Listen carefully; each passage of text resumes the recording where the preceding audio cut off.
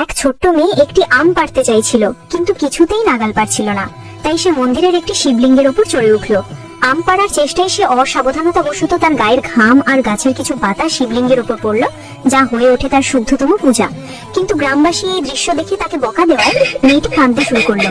ঠিক তখনই ভগবান মহাদেব আবির্ভূত হলেন। তিনি স্নেহ ভরে আমটি পেড়ে মেয়েটির হাতে তুলে দিলেন। এরপর জিজ্ঞেস করলেন, আর কি চাও মা?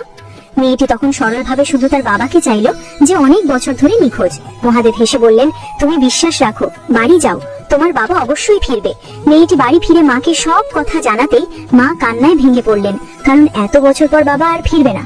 কিন্তু ঠিক তখনই দরজায় কড়া নাড়ার শব্দ হলো, আর সেখানে দাঁড়িয়েছিলেন নিখোঁজ বাবা। মা তৎক্ষণাৎ বুঝলেন এ অলৌকিক ঘটনা।